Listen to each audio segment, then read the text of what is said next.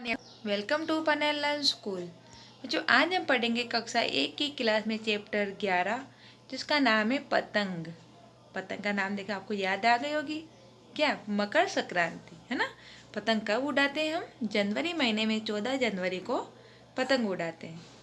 चलो हम पतंग के बारे में पढ़ेंगे बच्चों। चलो किताब को ओपन करो। बच्चों, आपने किताब को ओपन किया।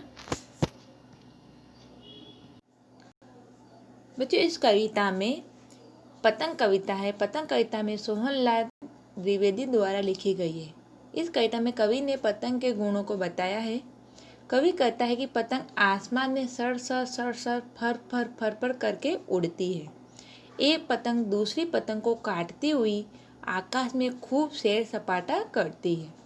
पतंग एक दूसरे से लड़ती है और फिर कटकर लूट जाती है। सरसर फरफर करती पतंग आसमान में उड़ान भरती है। ये हमारी कविता का सारांश है। ओके, चलो पहले कविता को पढ़ते हैं, फिर इसका अर्थ समझते हैं। सरसर सरसर उड़ी पतंग, फर फर उड़ी पतंग। इसको काटा उसको काटा, खूब लगाया सैर सपाटा। अब लड़ने में जुटी पतंग, अरे कट गई लूटी पतंग। सरसर सरसर उड़ी पतंग, फर फर उड़ी पतंग। ये हमारी कविता है। ओके, तो ये सरसर सरसर उड़ी पतंग, फर पर उड़ी पतंग। तो बच्चों, ये पतंग के बारे में कहा गया है कि पतंग सरसर सरसर उड़ती है।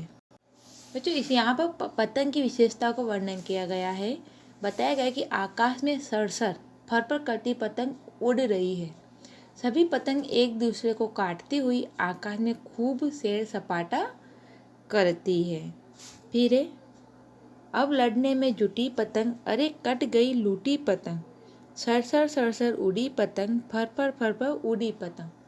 फिर आगे कहा गया, आकाश में उड़ती पतंगे एक दूसरे से लड़ने में जुट गई है। जैसे ही पतंग कटती है, बच्चे उससे लूटने के लिए दौड़ पड़ते हैं। बच्चों, आप भी दौड़ते हो। फिर आकाश में सरसर फर करती पतंग उड़ती फिरती है। तो बच्चों, ये हमारी कविता का अर्थ था कि इस पतंग की विशेषता बताई गई है कि आकाश में सरसर फर करती पतंग उड़ रही है। सभी पतंगे एक दूसरे काटते हुए आकाश में खूब सैर सपाटा करती है। फिर बताया गया है कि आकाश में उड़ती पतंग एक दूसरे लड़ने में जुट गई है। जैसे ही पतंग कटती है, बच्चे उसे लूटने के लिए दौड़ पड़ते हैं।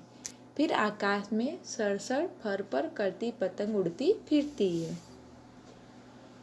तो बच्चों, आज हम पतंग कविता हमने पढ़ी है ना। तो बच्चों, इस कविता को आप पढ़ना, इसका वीडियो भी देखना, समझना और इस कविता को अपनी हिंदी की नोटबुक में लिखना। ओके, कल हम इसके प्रश्न उत्तर पढ़ेंगे। ओके बच्चों, बाय बाय।